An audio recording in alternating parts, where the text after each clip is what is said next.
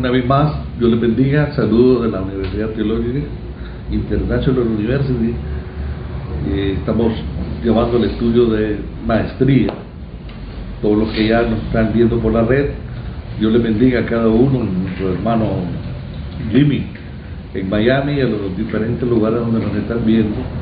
Saludes, que la paz de Cristo inunde vuestras vidas y nos dé fortaleza para seguir adelante. Hoy tendremos el comentario de un libro apócrifo también, que van a ser los dos para que trabajen sobre la base del apócrifo y la diferencia con lo que son ya revelados, y lo que van a hacer es una valoración sobre, por ejemplo, en el caso de Pedro y su apocalipsis, sería con el apocalipsis que tenemos nosotros de Juan, ¿verdad? Que ya existe ya un apocalipsis oficial que está entre los libros canónicos.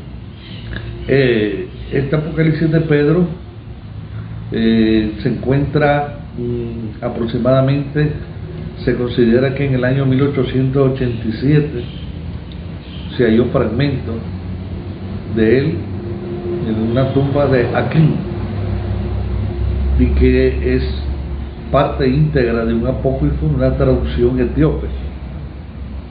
Vamos a leer un fragmento que Pedro contempla los castigos de los condenados. Vamos a ver castigos concretamente. Aquí podríamos poner un subtítulo: los castigos del infierno cristiano en el Apocalipsis de Pedro. La visión que tiene Pedro sobre este castigo del infierno, literalmente dice: vi otro lugar que era todo tinieblas. Y hoy también subraya la palabra tinieblas. ¿Qué tiene que ver las tinieblas con la revelación? Que allí no hay la luz. No hay luz, hay ausencia de la luz. Tinieblas es igual a sombra, oscuridad, noche. Se le llamamos nosotros eso dominio de las esferas satánicas. ¿Cómo se le llama eso? Escotipso. Y se dice que este lugar era un lugar de castigo, que ahí los castigados y ángeles que infligían castigo estaban vestidos de una manera tan tenebrosa que dice que era el aire de aquel todo lugar. Era difícil, como quien dice, poder describir vestiduras, porque es como una noche oscura que envuelve a estos seres, y que de ahí la gente que estaba sufriendo dice que, vamos a decirlo literal porque son palabras fuertes que dice Pedro, dice que había gente colgando de las lenguas. Estos eran los blasfemos, sí, contra el camino de la justicia, y bajo de ellos ardía fuego que los atormentaba. Había también un mar repleto de cieno ardiente. Este es tremendo, estos castigos, dentro del cual estaba la gente que abandonaran el camino de justicia, y ángeles les torturaban. Subrayen ahí que abandonan, dice, el camino de justicia.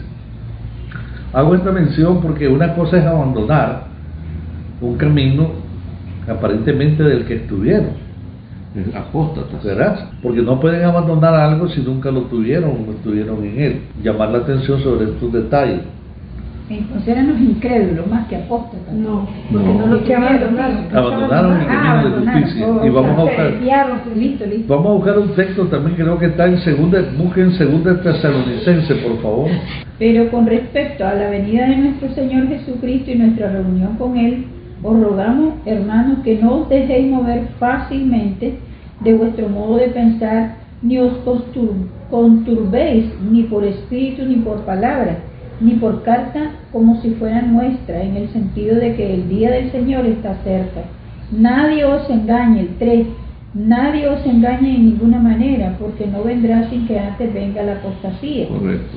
Y se manifieste el hombre de pecado, el hijo de perdición, sí, el cual se opone y se levanta contra todo lo que se llama Dios, os es objeto de culto, tanto que se sienta en el templo de Dios como Dios, haciéndose pasar por Dios.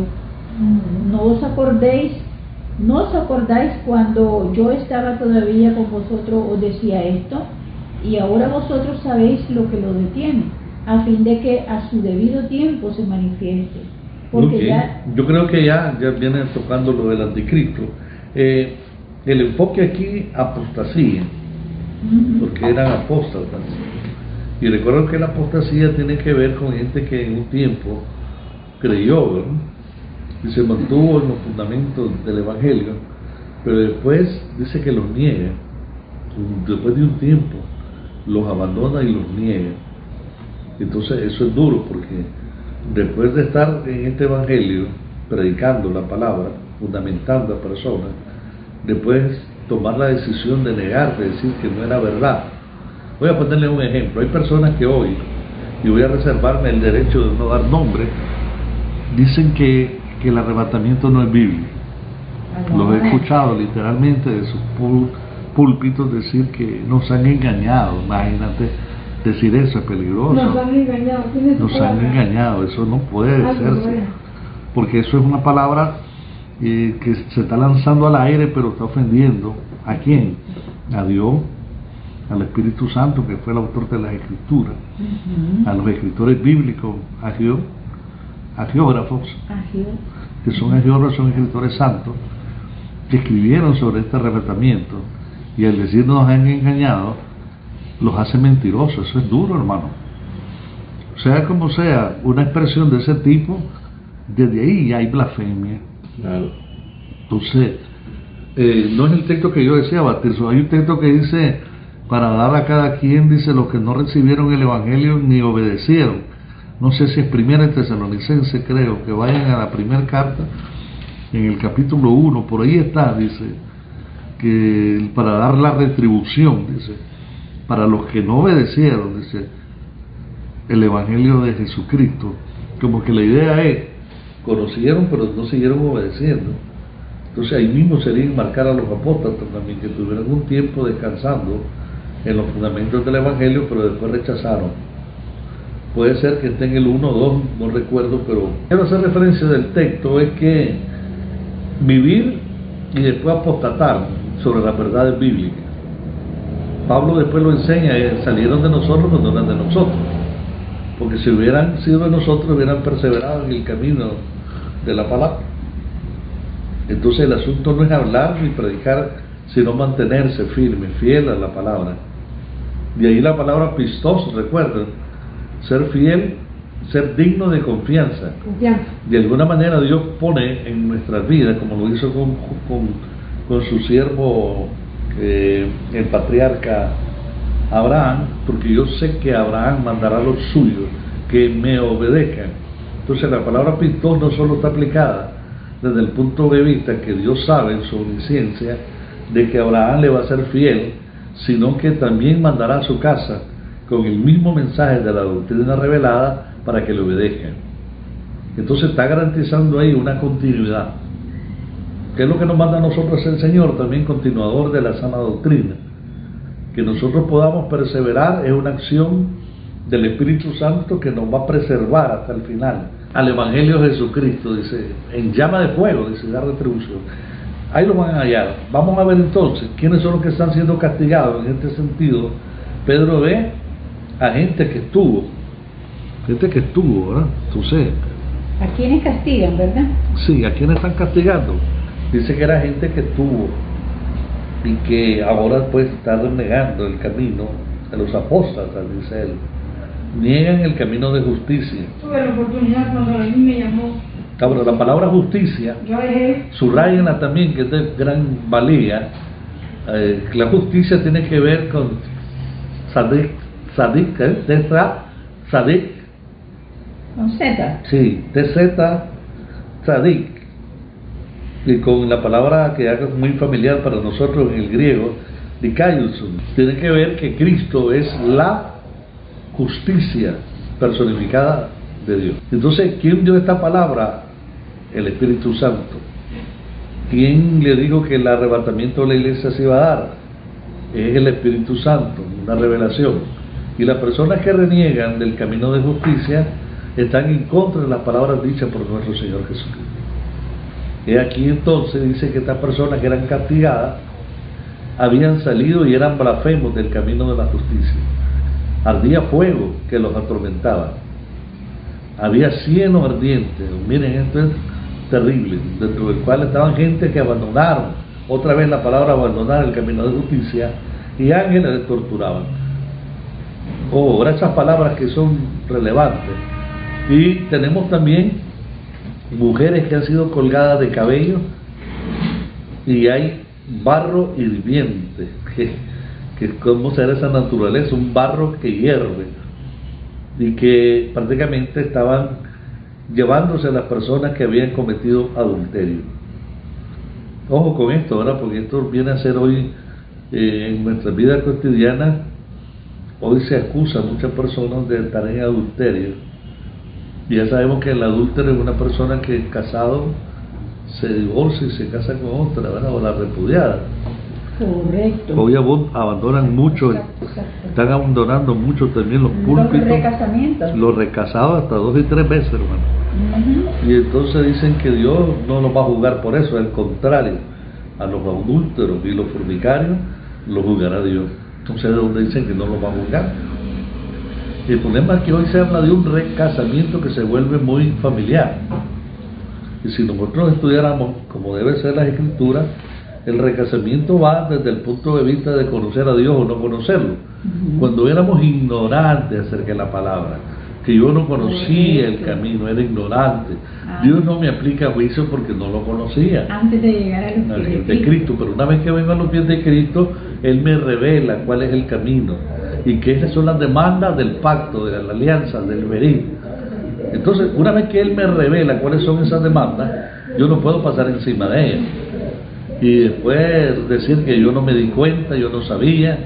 Aquí hay un problema de fondo, que si fuimos casados y abandonamos, dice la Biblia que la única forma de poder dar carta de divorcio es cuando se invalidan los votos matrimoniales. Una persona que es infiel a su marido o a su esposo o a su esposa, es la única mirada que puede darse de carta de divorcio. El hogar debe ser santificado. Claro, entonces muchos de estos casos no cumplen con esta demanda y estas circunstancias, entonces Dios los va a juzgar. Es duro porque se van a enfrentar a un juicio de Dios, ¿verdad? No es fácil esto. Wow, gloria a Dios. Alguien me Entonces, preguntó, ¿qué dice, doctora, usted? ¿Me caso o no me caso? Vamos a la Biblia. La Biblia te lo dice. El Señor dice que no hay recasamiento y que Sí, el que esto- te abandonó, se metió con otra, está adulterando. Y vos, si te casas con otro, estás adulterando. Ahí está. Entonces, esta palabra es fuerte porque dice que eran relaciones adúlteras No. y que estas personas colgaban de los pies, imagínense ustedes, y tenían la cabeza en el cieno, y el cieno era barro hirviendo. Y decía, nunca imaginamos venir a este lugar. Y decía, wow. Nunca imaginamos venir a este lugar. Recuerden que el comentario del apócrifo es con relación a la revelación del canon, ¿verdad? Perdón. Cuando vayan a hacer la valoración del apócrifo, que por qué consideran que no alcanza, no solamente van a ver la autoría y fecha de que se emite o cuándo se descubre, sino que tiene que ver con el contenido bíblico, ¿verdad? En este sentido aquí tenemos elementos. Entonces comparar, ¿verdad? Sí, Ambos. ambos, por ejemplo, vos podés agarrar porciones del Apocalipsis que narran los mismos eventos, quizás o no de la misma manera, pero sí hace énfasis quizás que el pecado en sí era esto, lo otro. Aquí se dice que habían abandonado el camino de justicia, y abandonar el camino pues, se puede significar de dos maneras: abandonar el camino o estilo de vida que Cristo demanda. Hay un estilo de vida que Cristo demanda. Yo le decía a alguien, no me gustaría exponerme a tener mis propios valores, códices morales, cambiarlos de lo que dice la Biblia, porque una contaminación de espíritu me puede llevar a estar contaminado también, que me contamine mi corazón. Ante toda guardada, guarda tu corazón. Guarda tu corazón. Entonces no debo permitir que algo contamine mi corazón, una raíz de amargura, un rencor, porque no solamente dice que es homicida el que mata, sino el que aborrece a su hermano. Por eso es que el asunto del perdón es tan profundo y es uno de los temas centrales del Evangelio. Hay gente que hace cosas terribles, pero se le dijo a Pedro, ¿cuántas veces perdonaré a mi hermano que viene y se acerca a mí? Hasta a veces 7 veces, 70 veces 7. Entonces a veces nos parece que es el colmo o que es demasiado esto, pero así está escrito. Y no solo significa 70, sino No. siempre. No, Entonces, exactamente, con ese propósito lo dijo el Señor. Siempre. Así que a nosotros nos toca a ver si obedecemos o no. Pues. La verdad que Digo, ni un mismo momento, pero no me... sí, hay aquí están los asesinos también. Dice que vi a los asesinos junto con sus cómplices, arrojados en barrancos y eran mordidos por alimañas que le causaban tormento. Les hacían retorcerse, tipo gusano. Allí estaban las almas sí, que eran atormentados, dice. Picados por una alimaña, ¿verdad? Un gusano puede ser, porque la porción dice que el gusano de ellos nunca muere y el fuego nunca se apaga. Y uno de los descubrimientos que se han hecho actualmente en los volcanes, que hay un gusano que lo produce el fuego. Sí, que en vez de destruirlo, más bien los alimenta el fuego. Alabado. Entonces, son un tipo de animales que más bien fueron provistos para que se alimenten del fuego, en vez de destruirlo, los alimentan. Entonces, de aquí se cae bien porque dice, donde el gusano de ellos no muere, ni la llama se apaga. Entonces, uno lo otro alimenta. Uno alimenta al otro. Y debe ser, ¿por qué? Porque el tormento es para siempre. Si el tormento se terminara y ya no hubiera más cosas, si la muerte llegara y se dejara de existir uno, se acabó, pero no acaba ahí. No acaba. El problema es un tormento de día y noche. Cuando Y no eterno. y eterno. No sentir ese dolor, ay, decimos, ojalá que se vaya, pero no se va a quitar. Entonces eso es lo más tormentoso. Estar con el dolor agudo, horrible, y no puedes hacer nada. Y no va a terminar. Entonces, habría que sopesar cuando se hacen actos de esa naturaleza de desobediencia. Y me imagino que jamás un tipo de los que están ahí, ¿verdad? Se conforman. Y esperan Me ellos tocó, un- ni modo. Ahí no, Gritan, ahí no. gritan. Y la gente cuando dice, anuncian el muerto, dice, ya descansen la paz del Señor. Wow, ya. Ahora, aquí pudiera ser, Lo dan libre. esto pudiera ser objeto de un comentario. Dice que estaban las almas de los asesinados. No especifica si las almas estaban solo en una observación, si solamente estaban en alguna observación, porque dice que contemplaban el castigo de sus matadores y decían, oh Dios, justo es tu juicio. Las almas de los asesinados. Señor le permite a esa Por eso, alma por eso, llegar hasta ahí. por eso es que no aparece la base, ¿verdad? Por eso es que es un apócrifo. Esa es la valoración que van a hacer ustedes. Dice que las almas de los asesinados estaban contemplando el castigo de aquellos que le habían matado. Ujú. Ahora, ¿dónde aparece algo parecido? No igual.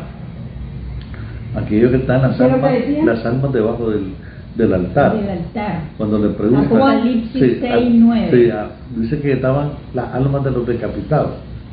Y el alma está hablando. El alma, Sí, aunque sí, sus sí. cuerpos sean decapitados, Sí. mantienen su forma normal. Y le dice, ¿hasta cuándo nos vindicarás? O sea, de nuestro verdugo que nos mataron. Eso es lo Hasta que yo- sea contemplado, eso es lo que decía. completado el Eso es lo que- número eso es lo de contemplado. lo que han de morir con ustedes. ¿Y qué decía la alma? ¿Cuándo nos vindicarás? ¿Cuándo harás justicia? ¿Cuándo harás justicia? Es que mire, una palabra es vindicar y otra es ¿cuándo nos vengarás? Ajá. Aunque muchos se usan términos similares. La venganza es del Señor, pero vindicar es una palabra, Entonces Sí. es como juicio, ¿no? un juicio que va a venir Juicio, por el no acto. justicia. Sí. Pues son diferentes las dos. Es que el Yo pensé vindicar que estaba es como quien dice tener un pago por una acción mala que hicieron. Ujú. Pero venganza es dar una retribución por un daño que me hizo. Pero la palabra que aparece es vindicar. Vindicar. Entonces ahí está el asunto para trabajar esa palabra. Podemos buscarle la original también para hacer un trabajo mejor todavía y poner ahí, dice que esas almas entonces estaban ahí.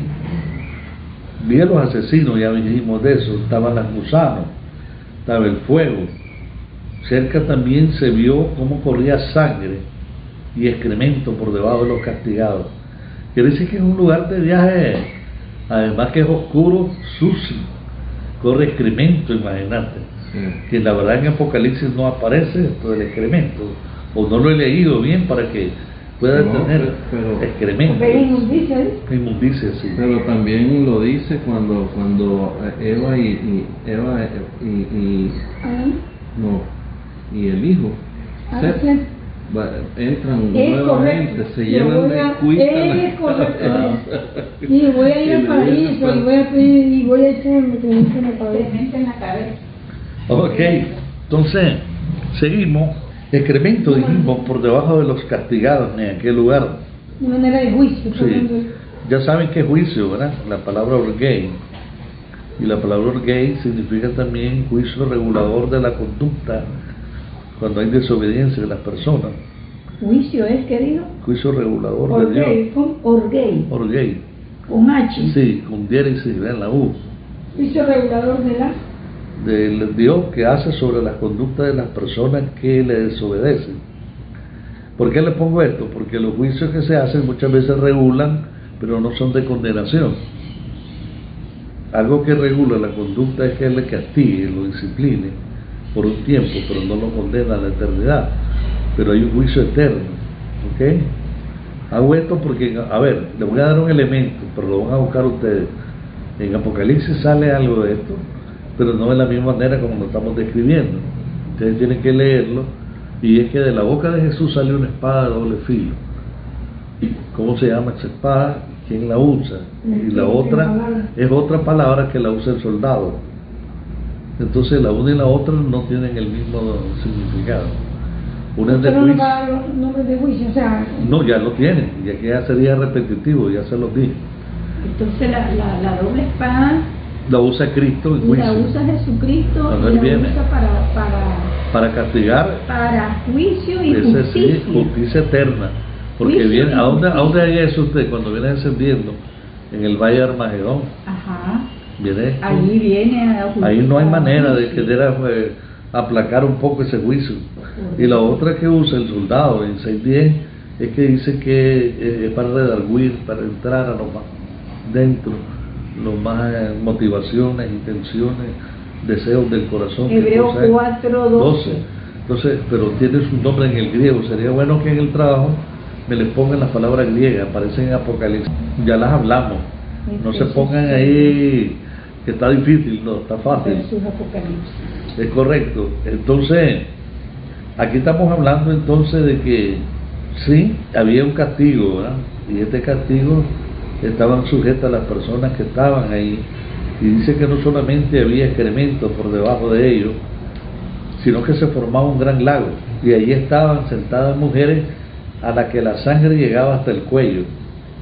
Y frente a ellas se sentaban muchos niños que habían nacido prematuramente y lloraban. Otra vez, pareciera que hay un juicio aquí de, podrían ser abortos, Ujú. niños que fueron abortados y que de ellos brotaban rayos que le daban a las mujeres en los ojos, que eran prácticamente las que habían concebido fuera del matrimonio, Como que cometiendo castigaban a sus aborto. propias madres. Exactamente. Pareciera que hay un castigo sobre todas aquellas que cometieron aborto. Ya sabemos que el aborto, la manera que se practica, ¿no? A veces legal o ilegal, pero es lo mismo. Es lo mismo. Dice el Salmo, mi embrión vieron tus Mi ojos. embrión viene en tus ojos. Cigotos, primer semana apenas de estar Así ahí. es, 12 horas. Sí, 12 horas, 12 imagínate qué horas. tremendo eso. Ya hay corazón activo. Amén. Ah, Entonces poder enfocar que esto eran las almas de estos niños que ya estaban en formación y fueron abortados, pero dicen que no se escapan del juicio de Dios. Y otros hombres y mujeres estaban en pie cubiertos por llamas hasta la cintura y habían sido arrojados a este tenebroso lugar y habían, dice, eran azotados por malos espíritus y sus entrañas eran devoradas. Esto cuando dice que sus entrañas eran devoradas es por los gusanos que hablamos, los que persiguieron a los justos y los denunciaron traidoramente.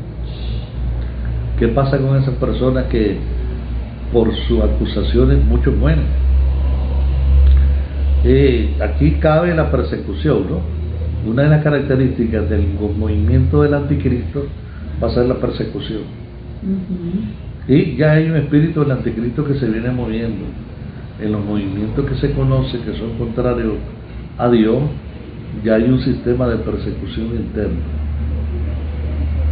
Y este sistema de persecución es que hay señalamientos de aquellas personas que no caminan con el sistema del gobierno del anticristo.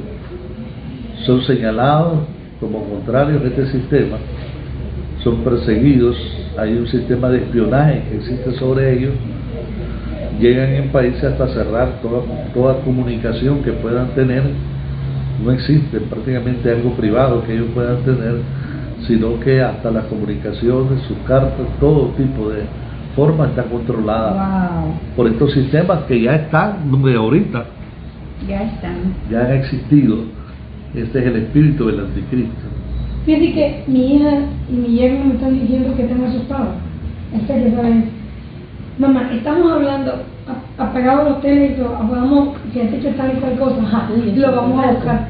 Usted misma me voy a decir al teléfono. Lo que estamos hablando, el teléfono me lo da. Entonces, lo que estoy tratando de decirle es que el sistema del anticristo ya fue echado a andar hace tiempo.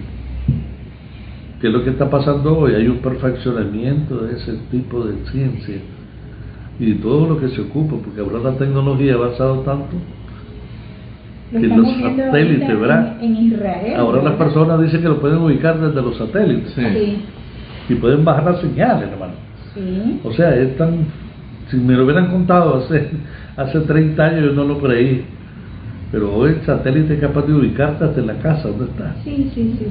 Entonces quiere decir que es serio. Este espíritu del anticristo ya se mueve.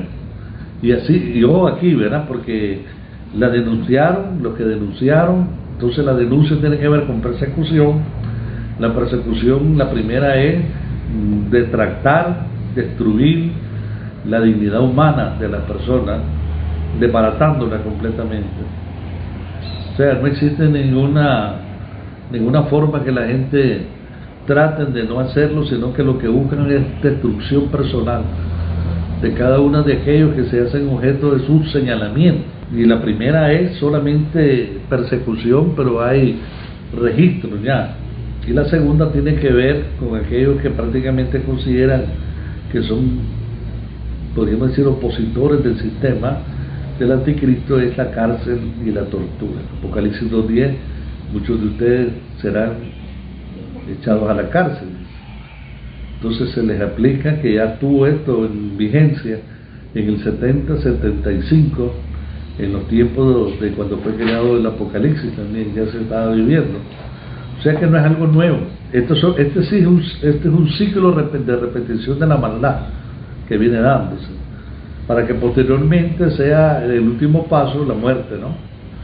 La muerte es que muchos sellarán con su testigo de su sangre el ser identificado con Cristo. Y eso sabe de los de que serán decapitados, ¿no? Y lo más duro aquí es que hay familias que van a estar inmersas. Un padre que entrega un hijo que entrega un padre. Hermanos que se señalarán entre sí, siendo más fiel al sistema del anticristo, dejando por fuera las relaciones afectivas de familia. Entonces todo eso va a ser producto de esto, ¿verdad? Y también estaban hombres y mujeres que se arrancaban dientes y labios y recibían hierro ardiente en los ojos como tormento. Eran aquellos que blasfemaron y hablaron perversamente contra el camino de la justicia. Aquí es la blasfemia, ¿verdad? Yo le decía a alguien que si alguien va a hablar, tenga cuidado lo que va a hablar, porque la blasfemia es uno de los pecados que dice que no tiene perdón. Eso es lo más duro. Entonces estos son los que todos los que han blasfemado, había fuego dentro de sus dientes, entre sus labios, entre su boca. Eran los llamados testigos falsos. ¿Y hace cuánto que se utiliza esta forma de testigo falso para hacer daño a los justos? Desde la antigüedad. Caso famoso, recuerdan que Isabel, ¿no? Cuando la utiliza el rey Acab para quedarse con la viña. Con la viña. Sí. De una mentira completamente. Pero Dios castigó, ¿verdad? Fuertemente todo lo que se hicieron testigos falsos. Otra forma de castigo eran pedernales puntiagudos como espadas, dardos incandescentes sobre ellos que se revolcaban como tormentos, mujeres y hombres cubiertos de mugrientos harapos.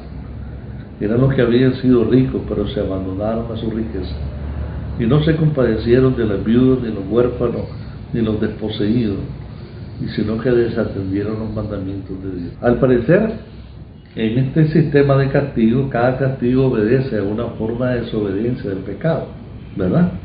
Porque aquí se enfoca que son la gente que tuvieron riqueza, pero vivieron para su riqueza.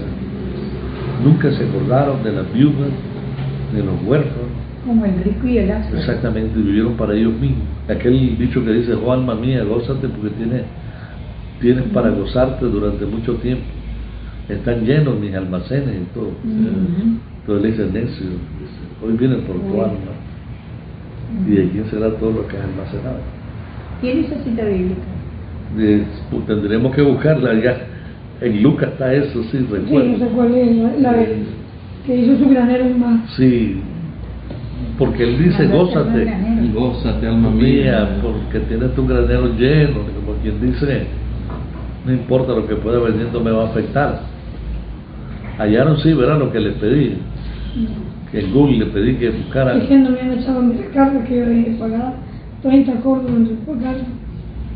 Vamos cuando tengamos el espacio de receso, vamos a buscar. En Apocalipsis habla de, Sí. ¿qué habla ahí? Ahí habla de los ricos. Bueno, el vino y aceite, mire bien, bueno, para aclarar algo, el vino y el aceite es lo más preciado, pero lo puede tener. Ahora, la condición social de las personas no determina su lugar en el reino. Puede ser un rico que sí alcanza en el reino, o un pobre en el infierno. El problema aquí no es ese, el tener o no tener. El problema es enfocarse en lo que tienen y olvidarse del propósito divino. Usted puede tener mucha plata, mucho dinero, pero eso no le afecta a su relación con Dios, porque trata de bendecir también a lo que decimos nosotros, los que son más desvalidos, que no tienen. Uno de los mandamientos que tenía mucho en la antigüedad de la Torá era que cuando levantabas tu cosecha, no levantaras todas las cosechas, sino que dejaras una porción para las personas débiles que no tenían, para que se alimentaran. En el caso de Ruth, ¿Se acuerda, verdad? Sí. Aquella última parte allá para que tuviera. Entonces siempre Dios no fue el problema del dinero, ¿Quién es? sino el amor al dinero. ¿Lo hallaste? Sí, el del granero. Sí, ¿cómo dice? Da el texto. Dice en Lucas 12, Sí. 16. También se refirió a una parábola diciendo, la heredad de un hombre rico había producido mucho, y él pensaba dentro de sí, diciendo, ¿qué haré? Porque no tengo dónde guardar mis frutos.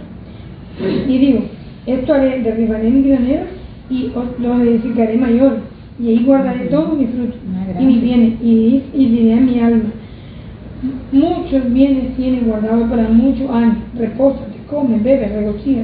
Pero Dios le dijo, necio, esta noche viene a pedirte tu alma, y lo que has prohibido, ¿de quién será?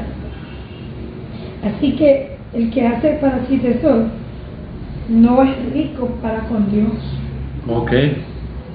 Ahí está, ¿verdad? Eso es como, pastora, es como una respuesta. Esta respuesta la vamos a mantener en nuestra iglesia. La condición social no determina el lugar donde la persona se va a ir. Puede ser un rico, puede ser un pobre. el rico y Lázaro. Entonces, porque el hecho que yo tenga, eso no quiere decir que yo no pueda entrar en el reino. Si yo vivo la vida que agrada a Dios, pues por ejemplo el rico, ¿te acuerdas? Nos dice, guarda los mandamientos, lo he guardado en mi niñez, le dice. Pues te falta una cosa, dice, agarra los bienes y darlo a los pobres. Aquel hombre comprendió mal que era que darlo era quedarse sin nada, y lo que le estaba haciendo era la sugerencia que no cerrara su corazón ante las necesidades de los demás. Como lo hizo Saqueo. El saqueo lo llega y dice, voy a dar, dice, multiplicado al que le he hecho daño y todo. O sea, la idea es, ¿qué puedo hacer? No voy a bregar con todo el mundo porque no voy a poder solucionar los problemas de este mundo, pero sí puedo aliviar la carga de algunas personas. Pero también Él hizo conciencia que había robado y que tenía que restituir.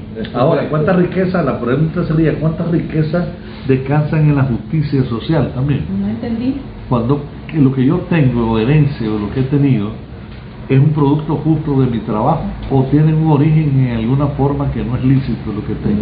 Oh, ya. Se me falló, mira, entonces. Ya entendí. O sea, lo que estoy preguntando es, hay herencias que son justas, producto de un trabajo, y justas también desde el punto de vista de la gente que trabaja y la gente que ha sido correcta con sus salarios, trabajadores. Pero cuántas son orígenes malos que traen de fondo de gente que ha explotado a la gente, y gente que ha vivido del trabajo del otro. O sea, el asunto no es solo que me dé cuenta, sino corregir. El caso es Es como Saqueo. también de lo que usted estaba diciendo, el evangelio de la prosperidad, hacer riqueza por medio de robar. El robo, pues lo que no queremos decir así, ilícito, pero así es. ¿Verdad?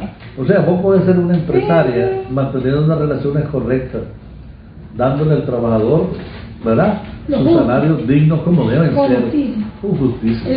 La prosperidad hacen siembra. Exacto. Tanto y vas a recibir tanto. Es que mira, el problema que yo he oído en algunos teólogos es que casi siempre el rico lo descalifica, pero no es que sea descalificado, más bien creo que es que la persona que llega a tener bienes de este mundo se hace y hace del dinero su Dios, y después lo explica el texto bíblico, que es el amor al dinero Sí. lo que se provoca esto. Entonces yo puedo tener, los patriarcas tuvieron mucho. Se habla de Abraham, que fue riquísimo, usa la palabra ísimo como lo máximo de un nivel donde ya no se puede calibrar más. Pero si yo me descuido de estas relaciones que no deben de afectarme, ahí está el problema. Mire, yo he tenido gente en la iglesia muy pobre, y he oído también de que cuando Dios hace promesa de levantar a alguien, me dijo alguien que cuando Dios me levante voy a procurar no perder mi relación con Dios. Oye esto, pero casi siempre las personas que no tenían nada y una vez que fueron levantadas se olvidaron de estas cosas. Y yo se lo dije a un varón: Dios te va a levantar, pero cuidado, te extravías. Palabras proféticas, porque cuando no tenía era fiel. Comenzó a levantarlo, Dios, empresa, andaba en todos los programas de licitación. Entonces el trabajo abundó tanto que después decía: no tengo tiempo para ir a la iglesia. Pero hubo un Pero, hermano, los pastores tienen un poquito de peligro en ese sentido. No solo, bueno, con riqueza, pero también con la autoridad. Es que el problema es que tenés que ser vigilante de todo esto. Es correcto. Porque a la medida que va creciendo esto, se crean las comodidades también. Mira a David, ¿por qué David falla con Betsabé? Porque dice que estaba de ocioso en el palacio. Y mandó a matar a Sí, dice que debería estar frente a los ejércitos de Israel en las campañas. Y él se dedica a andar, como dice, paseando en su palacio, y el enemigo utiliza esos momentos para flecharlo. Entonces, hasta esas situaciones es que, mire, la Biblia cuando te las dice, y para que no reprendamos, voy a aprender cómo. Para una mente que... Si con este hombre que era conforme al corazón de Dios, un descuido puede ser fatal para mi vida. Entonces tengo que cuidarme también. Cuando entra en ataque de comodidad, que no quiero hacer nada para la obra y considero que ya lo hice todo, hay que tener cuidado. Tampoco Dios no quiere eso. La comodidad y todo es parte de la bendición que Dios te da, pero el trabajo hay que trabajar como que si Cristo viene entre 1000 años. Amén. Y la santidad también, ¿verdad? Como que Hasta ahora. Entonces, si Dios te quiere dar, pero ¿cómo podemos medir tu fidelidad si va a ser a las cosas, las riquezas materiales? Que me está llenando, Sí. lo que está Lo primero sería, ¿sos fiel en lo poco? no, mucho que- Hay gente que no es fiel ni en lo poco. Hay gente que tiene dificultades de dar en lo poco. Si vos estás esperando $1 millón y das a dar el 10, cuando no lo das con 10 cortos, seguramente no. Entonces en las pequeñas cosas se mira la fidelidad también. Si vos sos fiel en estas pequeñas cosas, es una disciplina la que vas a tener y no fallar. No te va a costar. John Deere, ¿se acuerdan las maquinarias John Deere?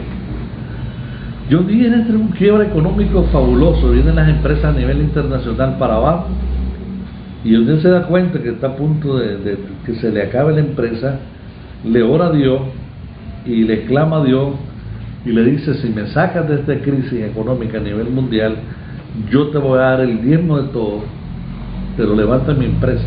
No es de las fechas. John Deere son las maquinarias agrícolas Que verdes. ayudan John Deere. con las fechas también. Sí, sí. a nivel internacional. Está en John Deere. Y mira Dios cómo es de fiel Dios, que lo comienza a levantar al hombre. El hombre comienza la grande prosperidad no solo en su nación, en Estados Unidos, sino que en todas partes. Pero eran tanto el ingreso que tuvo, que le pareció que el diezmo era demasiado para Dios. Y dijo, ¿para qué quiere Dios tanta plata?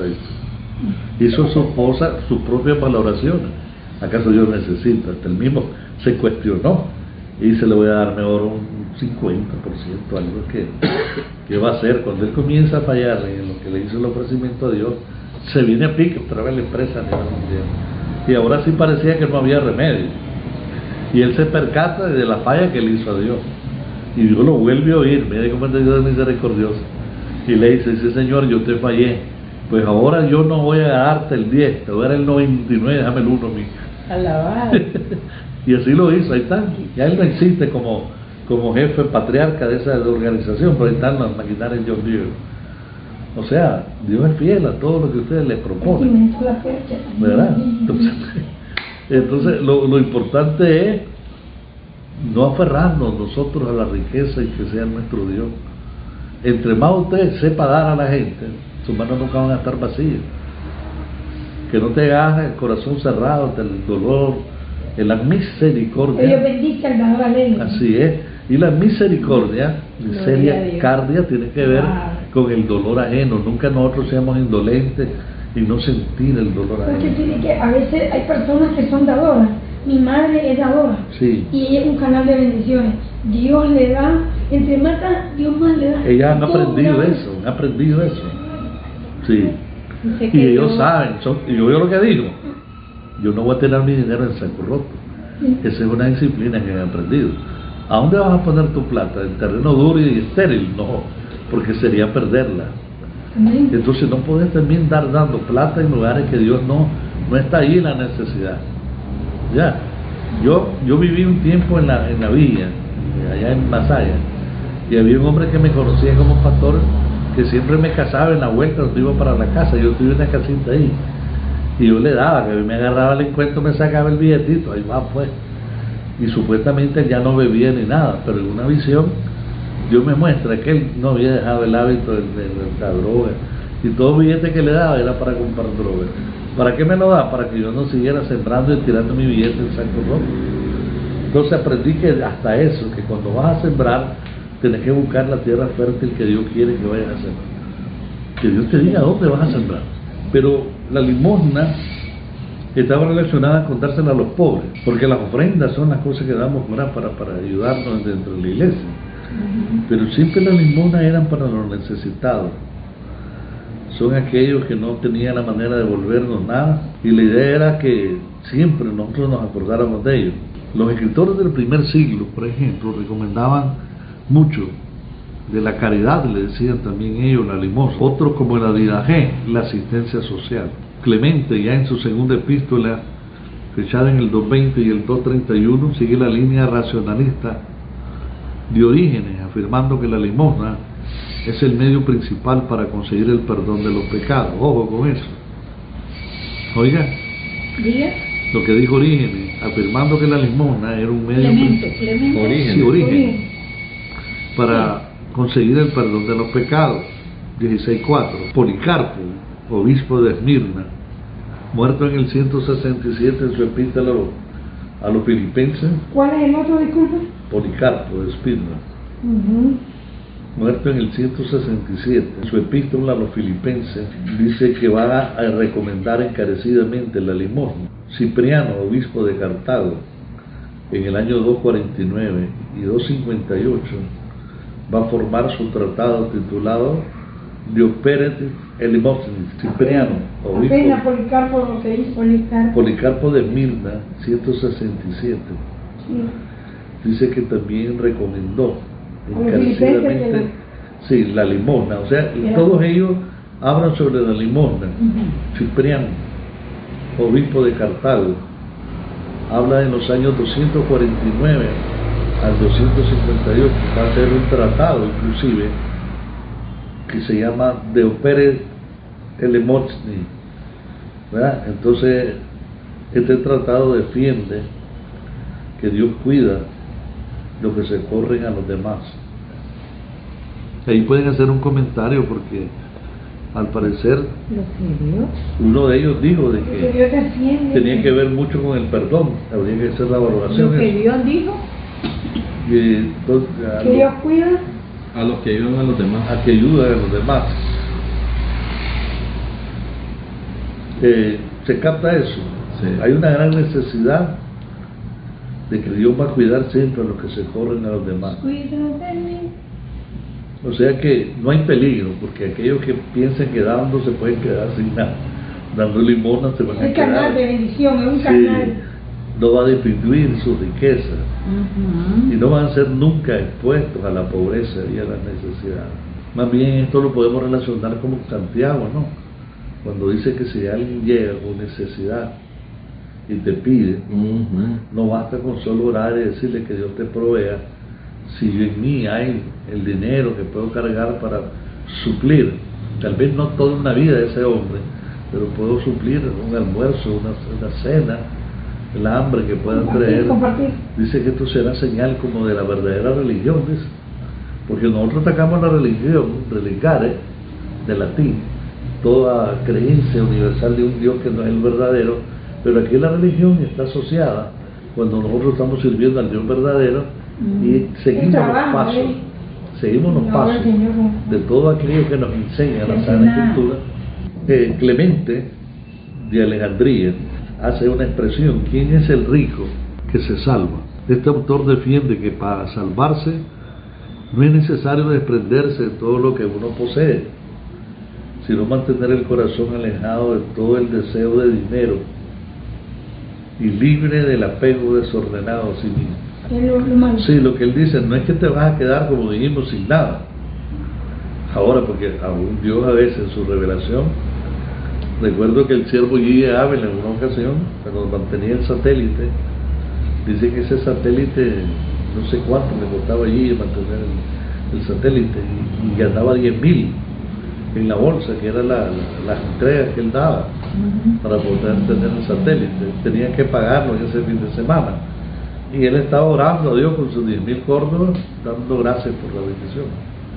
Pero dice que lo que está orando, le dice el Espíritu: da lo que tienes ahí a este mi siervo que está ahí al lado tuyo. Dice que cuando yo aquel dice, mi mente está divagando. Y vuelve a seguir orando. Siervo Guille, dice, oye lo que te digo, dale el dinero que traes ahí y dáselo a mi siervo. Dice que lo quedó viendo y él pensó adentro: esto es lo que traía para pagar el satélite. Bueno, pues si tú eres, señor. Lo agarró ese con un dolor, lo mordió, pañuelo, le dice: tómalo, dice, todo lo va papá Dios. ¡Ay, Samaya! Y sigue orando el siervo. Eso fue un fin de semana, un sábado. Dice que no va a preocuparlo, pero sin dar la mensualidad. Pero dicen que el lunes le llaman al Ministerio de Cristo Viene y le dicen: no, el Señor, no sé si es mucho mundo, después Guía Ávila, vamos a llamar. Y le dice: hay aquí, alguien depositó a su cuenta $50,000. Entonces dice que no hallaba ahí donde saltar, dice, porque él apenas había dado 10.000. Entonces, ¿hasta dónde se pierden esas bendiciones? 100 por uno. Si no he escuchado de él al Espíritu que le dice que le diera esta bendición. Como 50 por uno, no 150 por uno. ¡Qué barbaridad! Y esos son testimonios reales, ¿no? Entonces, nunca vas a estar sin el dinero.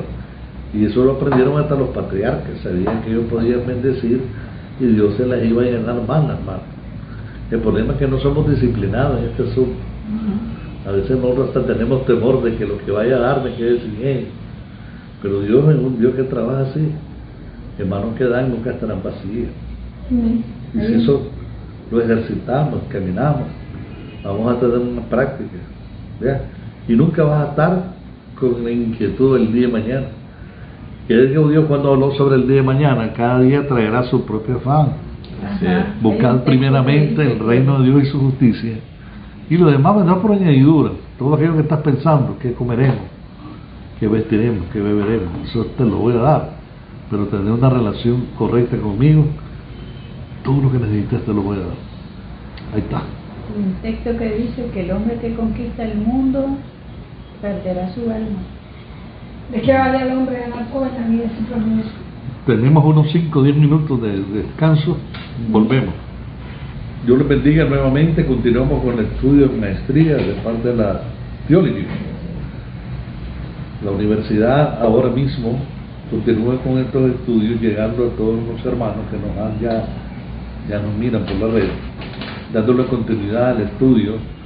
Quedamos en el Apocalipsis de Pedro, en lo que tiene que ver con la patrística. Pongan patrística.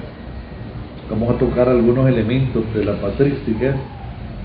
En el caso de que Clemente de Alejandría, que fue lo último que tocamos, dijimos que no era solamente el hecho de dar y desprenderse de lo que uno posee, sino que era el mantener un corazón alejado de todo deseo ilícito, libre del apego desordenado al mí. Quiere decir que todo cristiano debe socorrer a los pobres con su dinero. Los asesinos y cómplices eran arrojados a un barranco lleno de sabandijas en la patrística antigua. Por lo general no se alude al asesinato, solo lo hace Tertuliano en un texto que cita más adelante. Fíjense en este detalle, ¿verdad? Lleno de sabandijas, ya saben que son las alimañas, ¿no? Pero no se hace más de aludiendo a lo que es el asesinato. A lo que sí se le da un trato especial es al aborto, como un castigo especial para las mujeres que abortaban. Si nosotros buscamos en el Nuevo Testamento, no se condena expresamente este delito, pero pronto fue condenado por la iglesia. Ojo con eso. El pastor de la iglesia de Hermas nos dice ya como un mandamiento: no matarás. ¿Cómo le llama el pastor? Pastor de Hermas, Hermas o Hermas. Pastor de Hermas. Del Meñal. Dice así: no matarás a tu hijo en el seno de la madre, ni una vez nacido le quitarás la vida. Pongan Atena, primero la palabra Atenagotas. ¿Cómo la podemos pronunciar así? Atena con acento, Atenagos, sí, de Atena. Es como una repetición de la palabra. Vivió en la segunda mitad del siglo II y es el primer cristiano que considera el aborto un homicidio. Este va a aplicar y afirmar que los que intentan el aborto cometen homicidio. El derecho romano no reconocía al feto derecho de existencia. Los abortistas dicen eso. Sí. Y recuerda que estamos hablando del derecho romano, estamos hablando, ¿verdad? Derecho romano. Por eso es que nacieron muchos los movimientos, ¿verdad? Diciendo que no había vida en ese periodo. La política seguida por el Papa Calixto, 217 al 222. Seguida por el Papa Calixto, 217 al 222, según Hipólito, contemporáneo de Calixto, consistía en que las cristianas de alta sociedad romana se unieran en concubinato con el hombre que querían o quisieran. O sea, que podían tener varios hombres a la vez. Sí, consistía en que las cristianas de alta sociedad romana se unieran en concubinato al hombre que ellas quisieran, con el hombre pues que ellas quisieran, llevándola a buscar drogas, esterilizantes y aborto. Y esto es lo que Hipólito considera homicidio. ¿Drogas y qué? Sí. Drogas esterilizantes y al aborto. O sea que eran propuestas que se iban directamente a hacerse este aborto, ¿no? Entonces aquí está claro, ¿verdad?, que ese tema del aborto era un tema bien delicado. La blasfemia estaba prohibida tanto en el Antiguo Testamento como en el Nuevo, pero hay varios tipos de blasfemia. Aquí sería veamos cómo podía ser el insulto, podía ser contra el prójimo, contra Dios, contra el Espíritu Santo. Jesús fue acusado de blasfemia. Eso suele como un enfoque rápido, ¿no? Y en el caso de los ricos, él entrega a su riqueza y que no se compadecen de los viudas y los huérfanos, está en las líneas de condena a la riqueza ya en el Antiguo Testamento. ¿Cómo se le llamaría eso? Le podríamos poner violación de justicia y misericordia. Aquellos que se entregaban a la riqueza sin compadecerse de viudas y huérfanos, una gente más empobrecida, ¿no? Justicia. Sí, y misericordia. Sí. Yo creo que eso es la base de lo que tiene que ver con la gente que tiene dinero o ha acumulado mucha plata. Los enfoques Jesús lo hizo contra el rico que se acercó a él, ¿verdad?, para no ser repetitivo. Él dijo: es más fácil que un rico Y como dice la expresión, Es más fácil que que entre, un camello pase por el ojo de una pase aguja por el ojo de una aguja. de un rico en el reino. Y ya saben lo que es eso, ¿verdad? No sé, el camello, ¿no? Lo Es como el literal camello, y si lo no, pasar por histórico donde- y lo espiritual. sí. Hay tres. Entonces, habría ¿Qué que ver son? cómo pasa por un camello, cuál es la aguja. Entonces, no era que los ricos estuvieran destituidos, no, sino que lo hacía muy difícil en el sentido que les naciera en el corazón a un rico desprenderse de esa riqueza y ponerla a favor de la gente que está más necesitada. Había mucho apego, pues la verdad es que lo difícil era encontrar a estas personas que estaban completamente desprovistas de un deseo ilícito de ¿cómo podríamos decir? De esa gente que siempre está aglutinando más y más avaricia. La avaricia, que es lo malo, pues. Porque a veces lo que critica o lo que enfoca el Señor es el pecado. ¿En qué consiste? La avaricia es nunca estar contento. Es el afán. El afán al dinero. Dice Lo que que se a raíz tiene, de todo, ¿verdad? madre, el amor a la Sí. Entonces, hay gente que nunca está contenta con lo que tiene, quiere más. Y no Sí, duerme. no duerme pensando, se vuelve Que como, le están robando, que como le una están competencia, quitando. ¿verdad? Con otros, inclusive en lo que se logra alcanzar. Ahora, uno de los apóstoles que defiende mucho y va a ser duro contra los ricos es Santiago, ¿verdad? Ya Santiago nos indica cuál es la verdadera religión. ¿Quién más cree ustedes que podían estar a favor de darle a la gente pobre? ¿Quién recuerda a ustedes? Pablo, cuando dice que aquella donación para la iglesia de Jerusalén, Puede añadir, pero podríamos también remontarnos a los profetas. Hay mensajes proféticos durísimos en el tiempo del monoteísmo judío, donde se veía las vacas de Basán cuando a toda la aristocracia judía, a los que vendían a los pobres por un par de zapatos. O sea, veían pobres que se endeudaban porque tenían que poner su tierra para pagar tal vez un y préstamo. moría los hijos que no Sí, tenía bien, lo y los endeudaban y hijos eran capaces de matarlo. Entonces los profetas de Israel, en base a los creadores del monoteísmo judío, es de carácter social y se enfocaron en esto, ayudar a los marginados. Miremos un caso. Esto es lo que quiere Yahvé, no los sacrificios de toros ni machos cabríos. Es que la riqueza no, es que las riquezas no son malas, sino el empleo que de ellas se hace. En el Antiguo Testamento, vamos a enfocar, son una bendición de Dios. Pudiéramos decir un sinnúmero de textos, Génesis 12:16. Disculpe usted. Génesis 12:16, sí, 24:35, todo es Génesis. Son muchos, pero vamos a hallar muchos. Yahvé, o Yahweh, como dicen ustedes, Yahvé promete riqueza a la que la cumplen. Sí, Levítico 26, de 3 al 5. Salmo 36.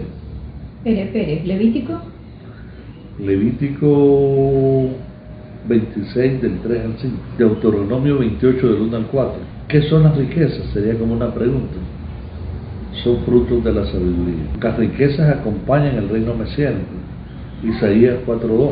23:18. Acompañan a la sabiduría. Al reino mesiánico. Las riquezas acompañan al reino mesiánico.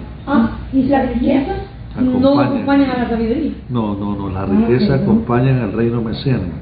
Las riquezas acompañan al reino mesiánico. Cita. Dijimos Isaías 4:2, 23:18, Ezequiel 34, del 13 al 31, Amós 9:13 al 14, y Ageo 2:7. ¿En qué consistía la usura? Consistía en dar dinero prestado con gran ganancia, que fue una de las lacras del mundo antiguo. La ley hebrea la permitía con los extranjeros.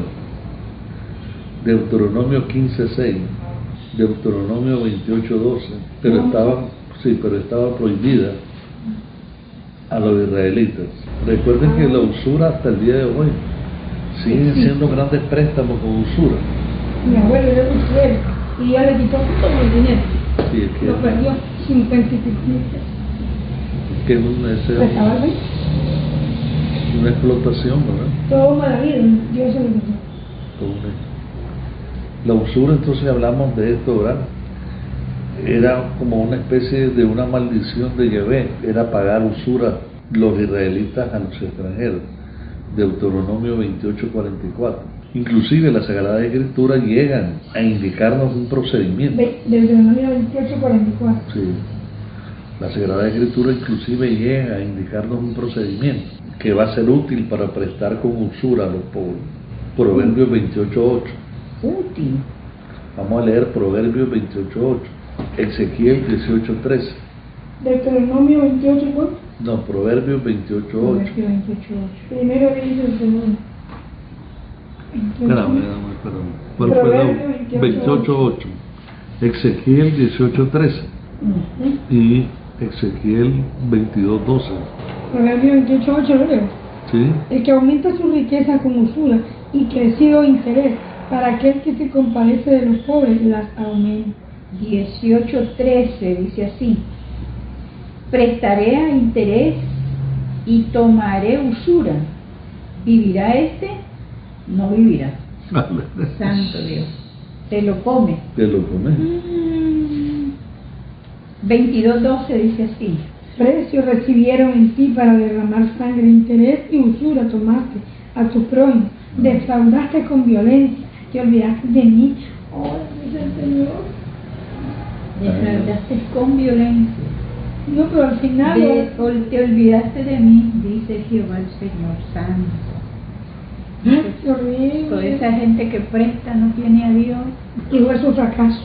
Qué tristeza. Pero ¿qué puede hacer un anciano de 80 y pico de años? Y ya había la pastillita. Como los cieguitos. Ya eso ya no, ¿verdad? Ay, Dios mío. Sí. Entonces se alaba al justo que no hace negocio con préstamo, con usura. Salmo 14:15. Ezequiel 18:8-17. Si ustedes se fijan, para ayudarle un poco, en el Apocalipsis que estamos viendo de Pedro, en el otro Apocalipsis poco se hace énfasis en esto, ¿no? Pero hay en la Torá ya una restricción.